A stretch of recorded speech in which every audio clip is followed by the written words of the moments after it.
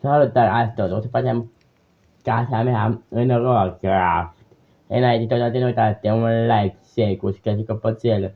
Primi toate notificările, clasa mea intră pe aici, clasa mea, după alea de end. Spetitiți alea de end.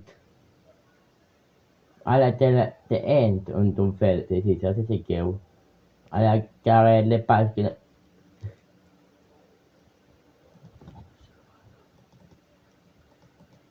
Ce s-a întâmplat? Ce s-a întâmplat? Ok, serverul. Era scos ăla, fotocaplul, se i-am scos de pe rol, că nu era închis serverul, sau nu era închis. Trebuie să până la glumă, dar uite casa mea, numai după alea de end, cu tățițele alea. Nu aici, nu pe mă să te sculc, când le găsesc. Băga să primesc drumul să știu de doar control după în partea asta, mâini, vineri. Mâine ok, mâine nu o să pe laptopul sau să vă dai zic că vineri sau să pe laptopul. Pe că am și un live pe care îl pot în Minecraft. Apoi să mai văd, n-am gândit nimic. Am vreau mai mult la live, nu prea l-am să pe canal. Asta e, așa te end. Să vă arăt,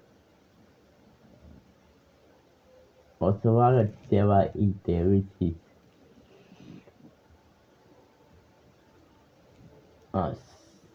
Deci, mă da niște materiale, eu te duc că pac.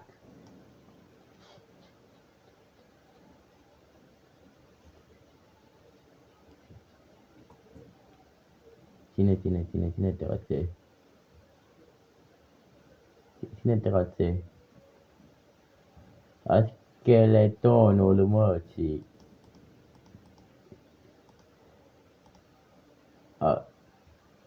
Ia mă, tata, ia acum știu unde măcar clădit skeleton. Să mă fut pe mătăcitul. Pleacă în total. Până mă, ignorant. Pleacă la magazin. Așa să mă calmez tu. Unde bă scheletele la auzit, m-au găsit picățul. Mi-era scheletele pe el, să vede pari pe de diamante. Că uite la o să le iau. Cât am vrut să le iau. Nu mi-l lua la scheletele.